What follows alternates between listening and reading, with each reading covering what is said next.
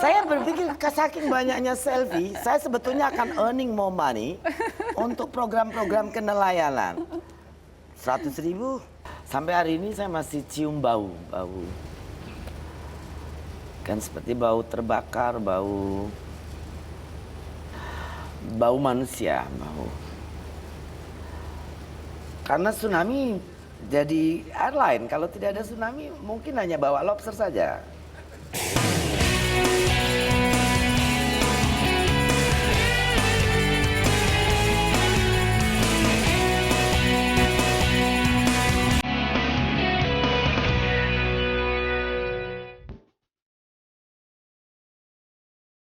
Siapa yang tak kenal sosok Susi Pujiastuti sekarang? Wanita yang belakangan ramai jadi buah bibir ini adalah seorang Menteri Kelautan dan Perikanan di Kabinet Presiden Joko Widodo. Gayanya yang cuek dan nyentrik langsung menarik perhatian awak media yang berlomba untuk mewawancarainya. Tentunya bukan karena gaya Susi semata yang membuat awak media kepincut. Profilnya yang hanya tamatan SMP rupanya menuai pro dan kontra saat Jokowi melantiknya serentak dengan menteri-menteri yang lain. Perempuan berusia 49 tahun ini sebelum menjadi menteri adalah seorang pengusaha sukses di bidang perikanan dan transportasi udara yang dirintisnya dari nol. Sejumlah peristiwa hebat seperti tsunami Aceh tahun 2004 membawa usahanya semakin gemilang. Susi Pujiastuti yang lahir di Pangandaran tanggal 15 Januari 1965 merupakan anak dari pasangan Haji Ahmad Karlan dan Hajah Suwuh Lasmina. Susi memiliki 3 orang anak, yaitu Panji Hilmansyah, Nadine Kaiser, dan Alvi Xavier. Berkat kesuksesannya sebagai wanita pengusaha, Susi menerima banyak penghargaan.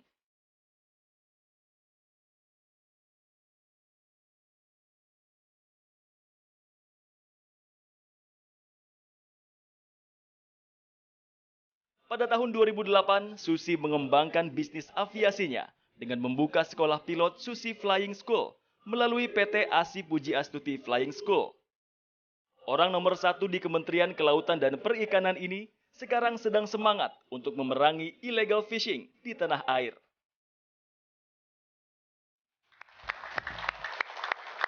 Selamat malam. Kita sambut Ibu Susi Pujiastuti.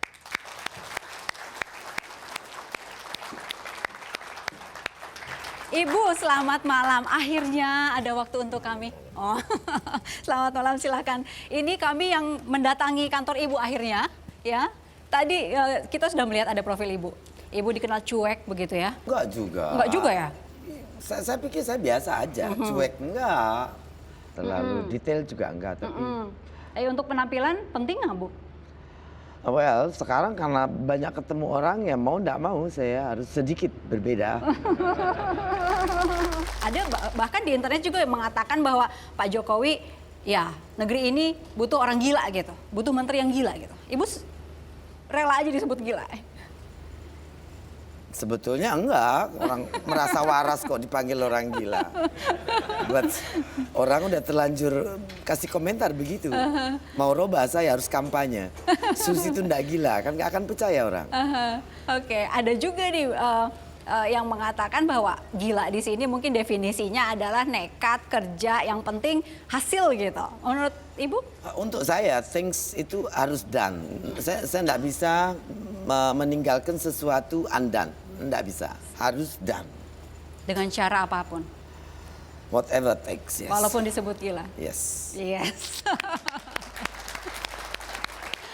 Tapi ada loh Bu, pakar kelautan dari ITB yang mengatakan bahwa ini Ibu dipilih itu sebagai menteri itu istilahnya ngaco begitu. Setuju dengan itu? Itu komentar, semua orang berhak untuk berkomentar apapun. Dan untuk saya... yang penting saya pribadi mengerjakan apa yang saya pikir baik dan saya pikir itu bisa saya selesaikan itu aja. Orang mau berkomentar Susi begini, Susi begitu, itu hak orang untuk menilai. Pak Presiden kasih pekerjaan ini sama saya dan saya pikir saya bisa do my best dengan experience saya yang selama ini bekerja di kelautan, juga hasil pengamatan saya selama ini. Saya juga sebagai pemain bisnis ya, kita kan bisa melihat banyak hal. Dan saya pikir Pak Presiden ingin satu perubahan. Dan saya pikir saya bisa menjadi bagian dari perubahan. Karena saya berpikir apa yang saya lakukan itu sebetulnya sedikit berbeda dengan kebanyakan atau what has been done gitu. Yang Dan berbedanya? kenapa tidak saya coba gitu. Ini sekarang kita masuk Ibu sebagai menteri ini, Bu. Betul, Bu. Gaji menteri itu cuma 1% dibandingkan Ibu sebagai pengusaha. Enggak juga. Cuma Terus berapa memang persen kecil, dong? 19 juta. Itu 1%-nya penghasilan Ibu ketika jadi pengusaha ya? Enggak, harusnya kan kalau nanti kita bekerja baik, semua saya yakin pemerintah kabinet kerja ini juga akan melihat semua segmen. Dan saya yakin kalau kita kerja betul baik, untuk saya kita ya saya tidak bilang saya sudah berlebih atau lebih dari cukup. Kenapa Bu mau terima tawaran itu? Penghasilan mengecil jauh. Saya pikir mau apa lagi, kan makan udah cukup. You kan nggak perlu dua tempat tidur untuk tidur dalam satu malam. Ya. Apa karena gaji yang kecil itu kemudian Menteri Susi mulai patok tarif foto diri? Saya berpikir saking banyaknya selfie, saya sebetulnya akan earning more money untuk program-program kenelayanan. Saya Rencana mau dipatok ya, berapa nih satu selfie? 100.000. Wow. Tapi enggak, ini bercanda kan bukan? Hah? Coba saya selfie sama Ibu bayar nggak nih? Saya pikir has to start thinking seriously. Oke. Karena makin banyak gitu dan itu juga makin ganggu saya kan. Ganggu annoying, ya. Nanti kalau Ibu lewat ada tulisan 100.000 gitu. Oke, kita That's good lihat. idea. Saya bikin kertas 100.000. Taruh di kertas ya, 100.000. Pesannya sampai, Bu. Kita lihat artikel berikutnya ya. Menteri Susi taunya kerja, tidak tahu berapa hartanya. Iya, Bu. Saya kerja dari dulu tidak pernah pikir semua dipegang oleh kasir. Dari zaman kecil pun usaha masih 3-4 orang di perusahaan, saya tidak pernah pegang uang. So. Hitungan bisnisnya tahu saya. Tapi apa yang sudah saya punya saya tidak pernah pikir. Yang penting pulang ke rumah ada di dapur disediain makan, ada rokok, ada wine. So. Yang penting yang kedua itu tuh ada rokok ya. Emang nggak bisa lepas banget ya, Bu ya. Sehari bisa berkurang berapa? banyak. Bisa Sudah berapa berkurang- bungkus sih, Bu? Sudah berkurang banyak dan saya berencana berhenti. Yeay. Bu Bisa, Bu, Menkes kira-kira. bilang tidak sehat, so saya pikir So, mau berhenti. berhenti ya. Oke, ada gebrakan-gebrakan masuk kantor ya, katanya Ibu nih sebelumnya kan jam kerjanya bukan jam 7.00. Saya coba lontarkan di acara gathering waktu itu kalau tidak salah acara sertijab ya kalau tidak salah. Saya coba tanya sama setuju ya sudah dan ibu-ibu senang saya tanya tiap kali. Senang Bu, terima kasih. Di depan Ibu senang, di belakang nggak tahu. Ada yang komplain. Ada yang komplain nggak? Kalau yang komplain eselon 1 barangkali karena datangnya lebih pagi, pulangnya nggak lebih pagi, lebih cepat. Mana berani komplain, Bu. Pak Narmoko yang mana Pak Narmoko? Nih gebrakan terbaru ini masuk jam 7 berat nggak untuk Bapak? Awal muranya berat Ibu, karena harus bangun pagi. Kemudian kita tadi seperti kata Ibu Menteri, kita ini nggak bisa pulang juga lebih cepat. Kan mereka pulang jam 3, kita harus pulang paling tidak itu jam 6. Atau menunggu Ibu pulang baru kita pulang. Ini persoalan. Jadi seperti itu ya, Pak. Pernah ada protes dari istri nggak, Pak? Kalau protes sih tidak, cuma dia lebih senang karena apa ya? Karena kita lebih cepat berangkatnya, Kok malah ibunya senang? Oke, Maksudnya cepat Sudah untuk mencari bosan ya rezeki. Pak Narmoko. Pak Narmoko terima kasih. Terima kasih. Pencuri ini bukan negara, bukan pemerintahan Malaysia, bukan pemerintahan Thailand, bukan pemerintahan, tapi Oke, soal illegal fishing ini saya tertarik ketika Ibu mengatakan bahwa saya akan mundur begitu, Ibu akan mundur jika gagal dalam waktu 1 tahun mungkin. Ibu memberi batas waktu untuk 1 tahun. Kita lihat artikelnya dulu. Susi Pujiastuti mundur dari menteri jika gagal lakukan ini. Lakukan ininya itu adalah pembenahan mengenai kasus pencurian ikan, Bu. Tapi terlalu dini nggak sih jika Ibu sudah mengatakan saya akan mundur jika gagal? Karena saya melihat itu persoalan yang sangat besar. Banyak hal berjalan atau terbangun di dunia perikanan Indonesia ini, baik budidaya maupun kelautan itu yang akibat dari efek sampingannya illegal fishing ini. Dan kalau ini tidak diberesin, sekarang kan kita karena banyak industri sudah pada bangkrut, industri cold storage, karena kekurangan raw material. Ikan kakap merah makin susah.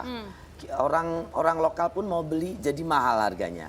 Karena ada jumlah sedikit sudah diekspor. Kemudian 10 tahun terakhir ini sudah ditata pasar di dalam struktur pasar aja, habit makan ikannya itu udah di divert ke budidaya. Karena kelangkaannya ikan laut. Nah kalau seperti ini seperti sistematis kan, ikan kita ditarik untuk bahan baku fish meal, fish mealnya diimpor oleh kita lagi untuk kita jadi mengganti ikan laut dengan ikan budidaya. Untuk sebuah strategi ketahanan pangan, oke. Tapi untuk sebuah kultural dan tradisi dan profil bangsa kita yang punya wilayah 2/3 air, ini kan aneh. Iya. Kok kita punya 2/3-nya laut, ikannya jutaan ton, kita cuma mampu yang ada di pasar, ikan lele sama ikan mujair. It's ridiculous gitu kan. Sudah sekian lama, ya saya tidak mau menunjuk ini salah siapa. Yang jelas bangsa Indonesia ini selama ini tidak menyadari bahwa 2/3 wilayah kita ini air. Pak Presiden dalam pidatonya bicara bahwa kita selama ini terlalu lama memunggungi laut, tidak pernah melihat laut. Nah begitu lihat sebetulnya 2/3 ini wilayah kita laut. Harusnya 2/3 pangan kita itu disuplai dari laut. Dan pangan dari laut itu bukan pangan yang tidak berkualitas, itu protein tinggi dan sangat bagus untuk IQ. Mereka melihat opportunity pasar dengan budidaya. Satu hal, sebuah kegiatan ekonomi yang mesti dilakukan. Tapi di satu sisi, it's quite expensive the cost. Kalau kita bisa jaga laut, itu hampir almost no cost. Nah itu, laut tinggal jaga saja. Tapi mungkin bukan persoalan yang mudah juga ya Bu ya, ketika dari sekian ratus kapal yang bisa nyala hanya 12 misalnya untuk menjaga. Saya pikir itu mudah. Kalau once kita tegas, itu orang juga tidak mau kok. They gonna think twice. Kalau satu kali kita tegas dan tidak dibiarkan, saya pikir mereka juga tidak akan berani coba-coba lagi. Sampai dengan detik ini Bu, sudah ada berapa kapal asing ilegal yang ditenggelamkan? Oh belum ada, tapi kita sudah ada rencana yang ditangkap ini kita akan tenggelamkan. Sudah, kalau bisa dibilang sudah ada berapa kapal asing yang ditangkap ini? Kalau tidak salah tadi dari wilayah Lanal Rane ada 7, kemudian dari PSDKP kita ada 6, dan saya dengar di Tual juga sudah ada yang ditangkap 1 atau 2, belum, sedang nunggu informasi lebih lanjut lagi. Mereka terbukti melakukan illegal fishing, Bu? Ya. Dan ini akan diapakan? Dan diapakan? banyak yang lain, tapi mereka sudah sempat lari. Banyak yang sudah sempat lari? Ya. Itu berarti gimana kalau sudah banyak yang sempat lari? Kita yang kurang cepat, kapalnya yang lambat, atau mereka yang... Ya kalau mau tangkap 5.000 kapal juga impossible kan. 5.000 ini sehari mereka melakukan illegal fishing di tanah air? Ya, di Indonesia ini dari 1.200 izin kira-kira ada duplicate itu mungkin 5.000-an sampai 7.000-an. Nah, kalau soal sudah ada yang ditangkap gitu ya Bu ya, ini tidak semata-mata langsung ditenggelamkan gitu kan Bu? Ada prosesnya. Oh gitu. iya, kita ambil orangnya, Karena banyak orang kita yang mengatakan lihat kesalahannya apa saja, dan kalau cukup baru itu kapal yang akan kita tenggelamkan. Harapannya mudah-mudahan tidak sampai ada penenggelaman gitu ya Bu ya. Semua bisa disiplin sendiri, mereka nggak masuk ke tanah air. Saya setuju dengan Pak Presiden untuk efek jerah sih harus. Oke, nah ketika sudah ditenggelamkan, apakah sudah ada pemikiran-pemikiran ini awaknya diapakan gitu? Oh, kalau awak kan sudah diproses oleh imigrasi. Itu bukan bagian kita. Ada imigrasi, ada Kementerian Luar Negeri. Tentu mereka dipulangkan ke negaranya. Oke, kalau misalnya dibandingkan dengan negara tetangga, Malaysia gitu misalnya, dan beberapa Thailand gitu. Tanah air ini kan 2/3-nya adalah laut gitu. Nomor Tapi, 2 terpanjang di dunia. Nah, betul. Tapi volume ekspornya jauh dibanding Iya, mereka. karena selama ini kan dia curi oleh ikan itu dan langsung dibawa. Dari Malaysia, dari Thailand. Dan itu bukan pemerintah, itu adalah pelaku bisnis dari negara tetangga. Oke. Nah, yang kadang-kadang media sering itu selalu diarahkan ini seperti antar negara bilateral. Bukan.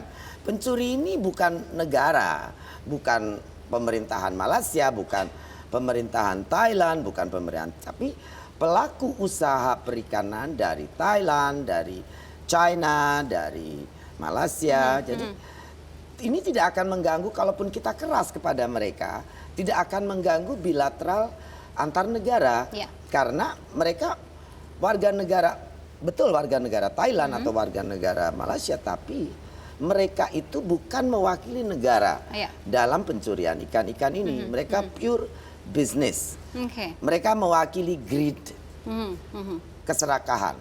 Itu saja saya pikir. Ini balik lagi soal BBM sedikit untuk nelayan. Ini kan udah dinaikkan nih Bu harga ya, harga BBM. Ya. Kata Ibu tadi itu yang penting buat nelayan itu adalah ada minyak, ada bahan bakar.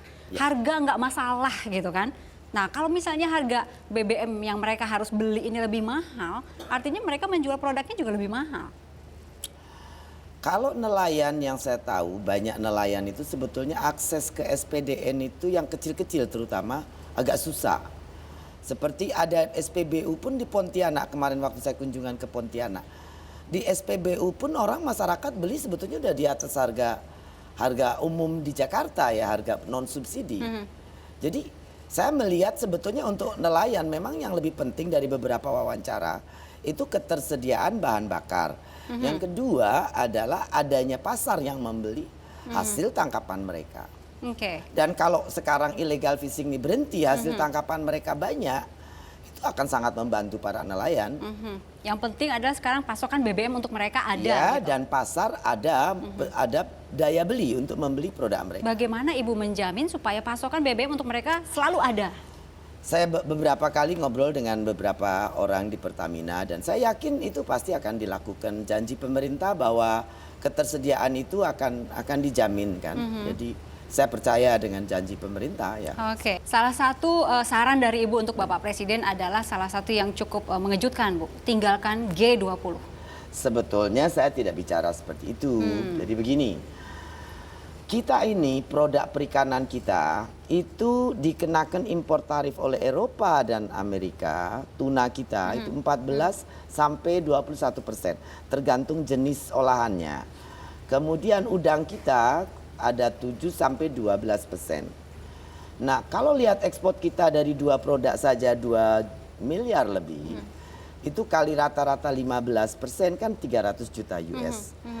Sebetulnya keinginan saya, pemerintah Indonesia dalam hal ini Menteri Perdagangan, Menteri Luar Negeri mengadvokasi tentang perikanan kita supaya bisa dapat perlakuan sama seperti produk dari Timor Timur, dari Ekuador yang diklasifikasikan sebagai negara berkembang. Kan ada kelompok negara berkembang, development country, atau ada G20. Nah, kemungkinan besar kita tidak akan dapat itu keringanan impor tarif karena kita di G20. Tapi itu baru asumsi saya. Saya pikir kalau ini dicoba, siapa tahu kita bisa meyakinkan bahwa Indonesia fisheries itu sebetulnya is legitimate untuk dapat perlakuan keringanan impor tarif ini gitu. Tanpa harus masuk kembali ke kelompok development country misalnya. Karena itu 300 juta dolar it's a cash in. Dan itu bisa membantu pengusaha membantu nelayan. Jadi efek subsidi nanti juga kalaupun dicabut total itu tidak akan terasa karena kita dapat 300 juta dolar kembali kan. Nah, ada kajian FAO, Bu, yang mengatakan bahwa Indonesia ini menyumbangkan 12% tuna ya, potensi tuna untuk dunia. Sebetulnya bisa lebih dari Bisa itu. lebih, sampai berapa? Karena kan angka yang diekspor oleh negara Thailand, dari angka negara Thailand itu sebetulnya bagian dari kita. Ya. Sama Filipina juga. Ya. Sebetulnya tuna-tuna mereka yang diekspor itu misalnya dari 100 ton paling tidak at least 40 sampai 50% itu dari lautan kita. Ya, memaksimalkan ini gimana, Bu? Supaya Indonesia ini bisa lebih dari 12% yang tadi Ibu katakan. Stop illegal fishing, Oke. stop pencurian ikan, kemudian kita berdayakan nelayan lokal. Kalau ini tidak kita kunci, tidak bisa. Makanya saya minta Pak Presiden, saya akan selesaikan ini dulu. Kalau ini tidak selesai, kita mau nata yang lain susah. Oke. Oke. Karena tsunami jadi airline kalau tidak ada tsunami. Bu, kita masuk ke Desember 2014 ini 10 tahun tsunami ya. Pasti kalau ingat dengan itu pasti Ibu mengingat lagi masa-masa itu. Ada cuplikannya yang sudah kami siapkan untuk Anda.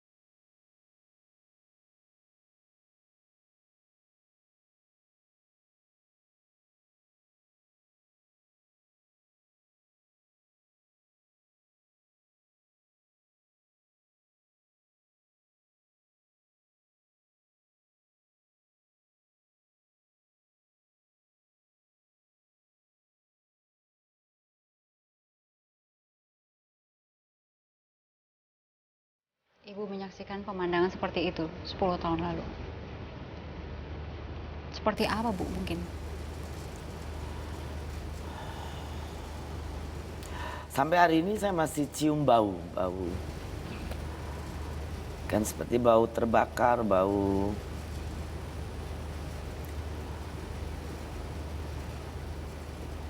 Terbakar. bau manusia, bau. Pesawat Susi Air pada saat itu adalah pesawat perintis pertama yang sampai di lokasi dan pastinya belum ada sentuhan beres-beres sama sekali pada saat itu. Saya hanya pikir waktu itu kan pesawat baru 1 bulan kita pakai untuk bawain lobster dari Pangandaran ke Jakarta. Saya pikir ya bantu saja. Ada SMS dari Pak Teten Mas Duki, Banda Aceh seperti Killing Fields. Saya pikir ya bantu aja. So, saya kirim pesawat ke sana. Saya bawa yang satu saya bawa saya hari kedua dengan saya. Yang pertama berangkat, lalu hari kedua saya berangkat dengan satu pesawat lagi. Kurang lebih pemandangan seperti tadi yang Ibu saksikan atau lebih dari itu? Kita kan landingnya di Melambo ya. Ya. Oke, Bu, masih.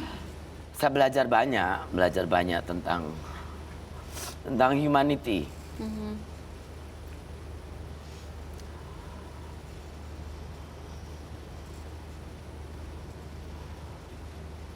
Saya pikir sangat berguna pada saat Pangandaran juga kena tsunami. Dan tanpa tsunami Aceh, Susi Air nggak akan pernah ada.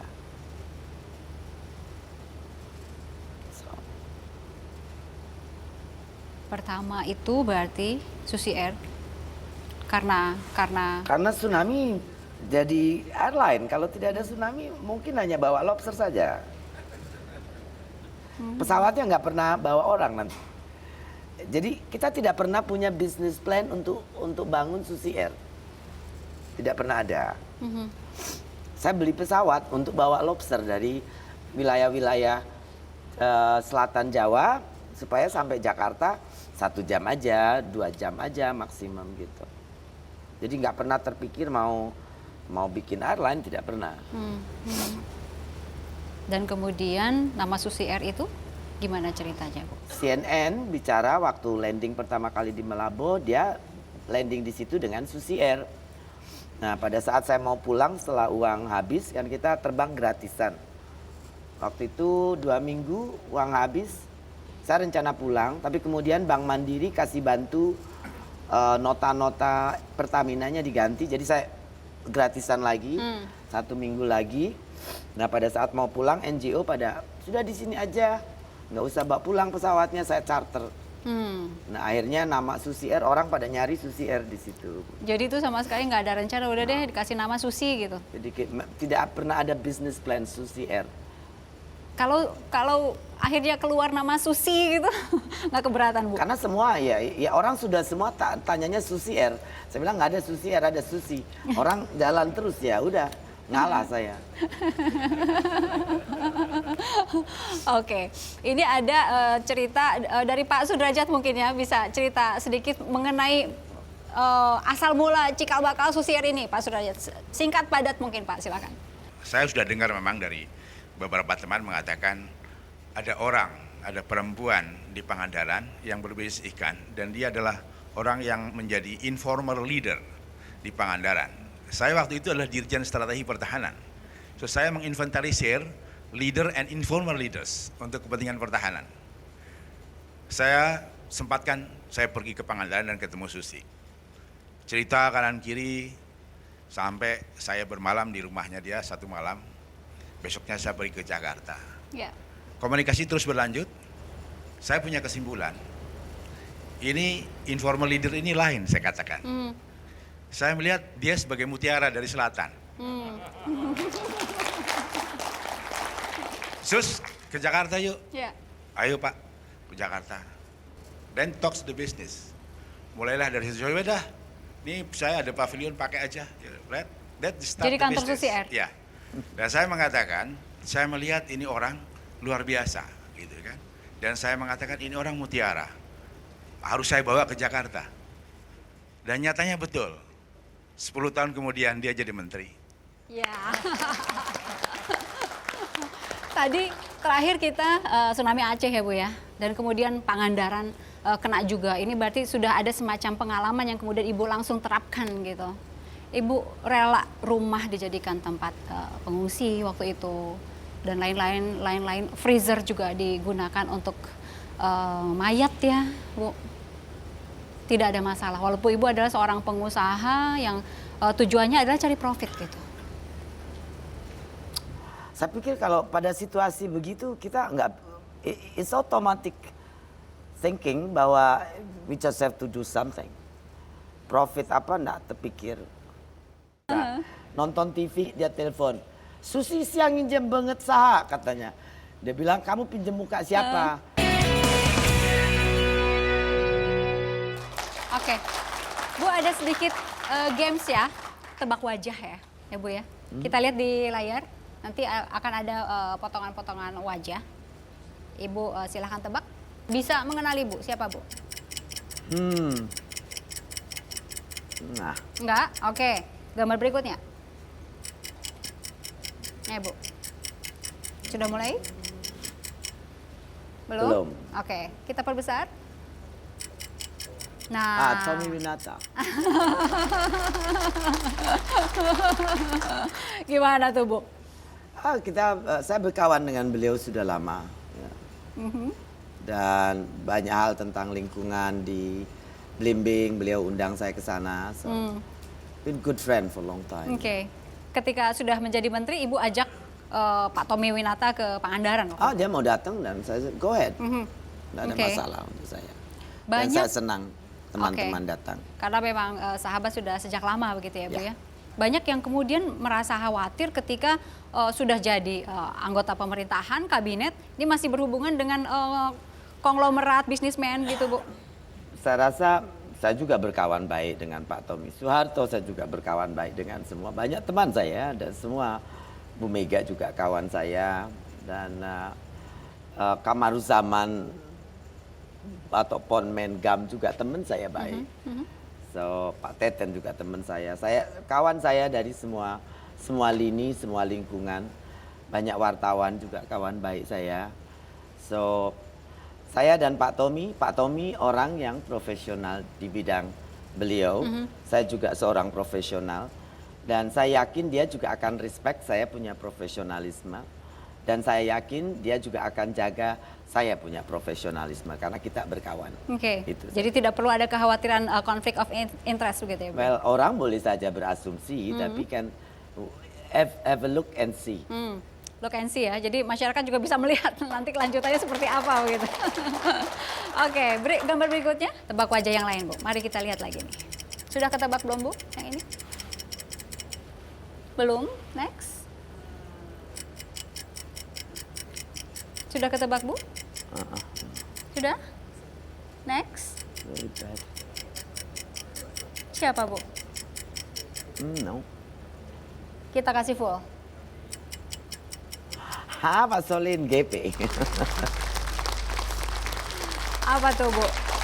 Peran Pak Solihin GP. Saya dalam berkawan hidup sudah lama, Bu, dengan Pak Solihin GP itu. Pertemanan kita luar biasa. Dan saya dengan beliau mengalami beberapa event dalam hidup yang luar biasa. Satu contoh sodetan Citanduy. Satu hari beliau teriak-teriak telepon saya, "Kau diam saja, itu tempatmu mau disodet." Saya bilang apa? Ya terus ngobrol dia teriak-teriak.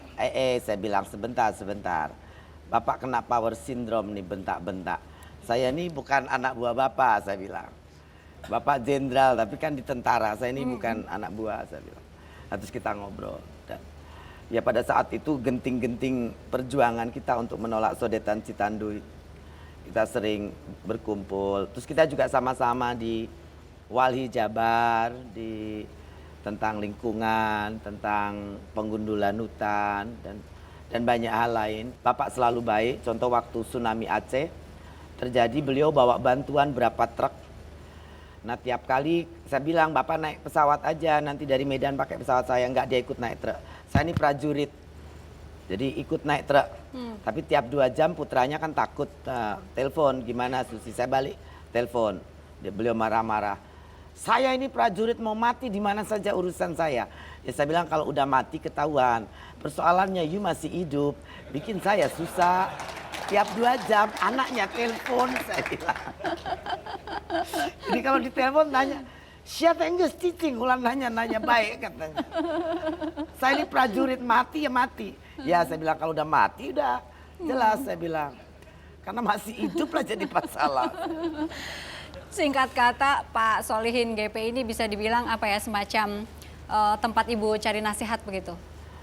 Seperti itu, dan tempat countering untuk banyak ide, membangun HNSI dulu juga.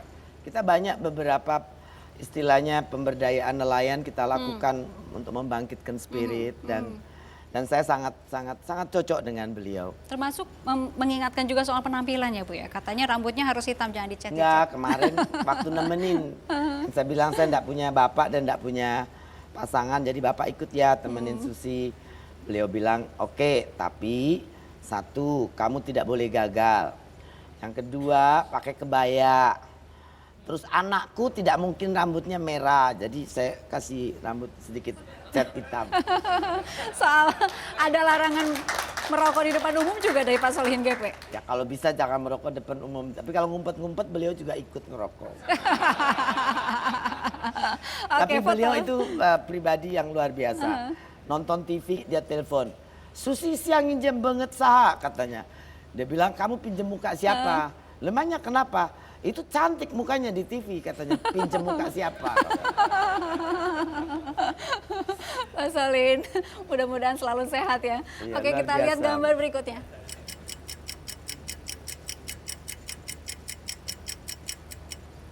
Itu Bu, belum kelihatan. Oke, next. Nah, Belum. Oke, next. hard to see. Nah ini dari senyumnya sih Ibu pasti tahu. Masa sih? Nadine. Ya. Bu, putri ibu sekarang nih jadi perhatian sekali di tanah air nih, Bu. Cantik, kemudian banyak dibicarakan juga di sosial media. Komentar ibu? Ya, saya sedikit khawatir saja, takutnya terlalu banyak gangguan. Nanti sekolahnya jadi terganggu. Tapi dia juga anak luar biasa, Bu. Dia anak sangat independen, sangat mandiri, sangat eager to kin. Jadi dia bisa disiplin, itu yang saya lihat dia sangat baik. Oke, belum boleh pacaran ya, Bu? Sudah punya pacar. Sudah punya pacar. Oke, jadi kalau yang naksir-naksir tertutup dulu gitu ya, udah punya pacar soalnya. Up to her. Oke. Ya bapak tidak senang saya berhenti sekolah. Itu aja. Keras kepala, bapak keras kepala, saya keras kepala.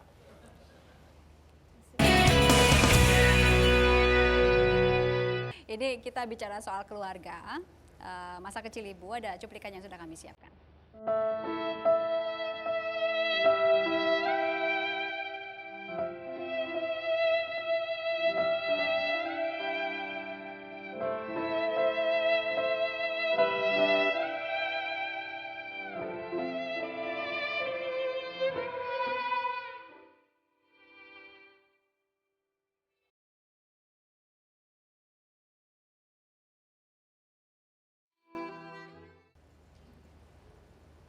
Seberapa dekat ibu dengan ibunda? Sangat dekat. Ibu tuh seperti charging. Kalau saya capek, saya ngobrol, saya seger lagi. Oke, di gambar ini apa Bu? Bisa diceritakan sedikit? Waktu itu helikopter baru datang, jadi saya mau ajak terbang ibu. Cuma jalannya terlalu jauh dan beliau sudah agak susah jalan, jadi saya gendong aja. Berapa kali menggendong ibunda mungkin? Sering. Sering. Oke. Kabarnya juga ibu sempat nggak bicara dengan ayahanda selama 2 tahun, betul Bu? Waktu keluar sekolah ya. Kenapa itu? Kenapa Bu? Ya bapak tidak senang saya berhenti sekolah. Gitu aja. Kenapa kemudian sampai 2 tahun ini? Keras kepala, bapak keras kepala, saya keras kepala. Masih ingat saya? Ibu bisa ceritakan saya. kamu ini?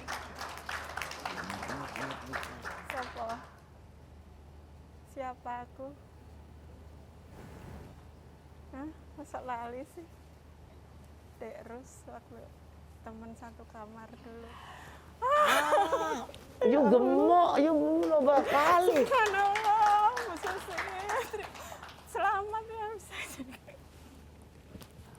You gemuk kali. You gemuk jadinya aku enggak. Dulu kurus sekali. Iya, bisa diperkenalkan kepada kami, Bu. Kita indekos sama-sama di Gampingan, satu kamar. Satu kamar ya kita ya. Pada saat Belajar di bareng. SMA? Di SMA. Aha. Dia rajin, Bu, tulisannya rapi. Bisa aja. Saya enggak rajin, saya kalau di kelas urusin yang lain, pulang pinjem catatan. Sama teman satu Aduh, lagi, aku banget. Dwi Korita Karnawati, sekarang dia rektor UGM. Oke. UGM-nya. Jadi Oke ya. Iya. Hampir nggak udah apa berapa lama sih nggak ketemu emang sampai pangling begitu? 32 tahun. Tapi waktu tahun iya 30 ya 32 tahun. 32 tahun sekarang 32 ketemu lagi di tahun, sini. Iya, iya. Oke. Itu masuk di Gemuk ya. Anaknya 3. Ibu Eka, Iya. Ibu Susi dulu zaman SMA-nya gimana, Bu? Oh dia hebat ini apa? Suka baca-baca buku yang pokoknya yang kelas tinggi lah saya enggak. Lagi masa SMA tuh udah Masa- mulai baca-baca. iya, iya. Baca apa misalnya? Pokoknya buku-bukunya itu yang apa ya yang saya nggak bisa ngikutin lah zaman dahulu. Karena kalau saya diajak ke toko buku Gunung Agung itu saya cuma ngikutin aja nggak ini ngikutin. Dulu saya pemimpi, saya senang filsafat. Saya baca Bible, saya baca Confucius, saya baca Buddhism, saya baca Marxist, saya baca Adam Smith. SMA semua itu? Everything, ya. Oke. Dan kemudian Kepalanya kemana-mana. masa sekolah merasa bahwa nggak comfort dan akhirnya memutuskan untuk berhenti. Iya. Mungkin juga karena itu kepalanya di mana-mana, nggak bisa di kelas gitu kan. Ada satu foto lagi yang ingin kami perlihatkan ke Ibu Susi ya, kita lihat. Rumah sakit Bethesda, Ibu. Ada cerita apa dengan rumah sakit Bethesda? Dulu saya jatuh di kelas di tangga, di opname Kelas di Bethesda ya. Aha, terus kemudian? Ya di opname di Bethesda, terus diambil cairan sumsum juga. Berapa kali harus bolak-balik dan meninggalkan sekolah? Sering sekali, hampir tiap bulan. Aha. Apa gara-gara itu Ibu berhenti sekolah?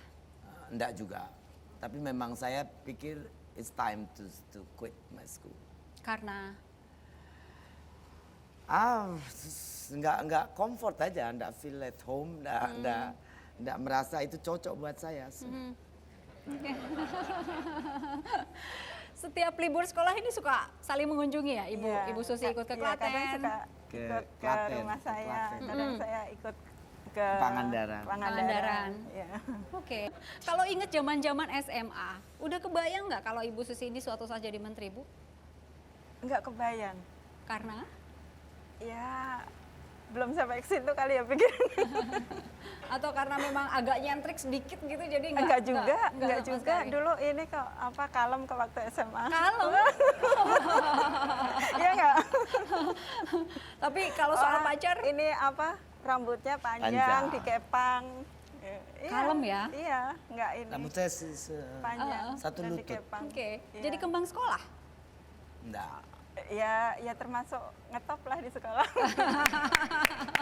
Baik, terima kasih untuk bapak-bapak semua. Ini karyawan-karyawan Ibu ikut menyaksikan. Kita sudah sampai di ujung acara, Bu. Terima kasih sudah meluangkan waktu untuk kami. Bapak-bapak semua terima kasih. Ini eselon 1 dan 2 begitu ya, semuanya hadir di sini. Terima kasih. Kita jumpa lagi pekan depan dengan tokoh-tokoh yang lain di 1 jam lebih dekat. Sampai jumpa.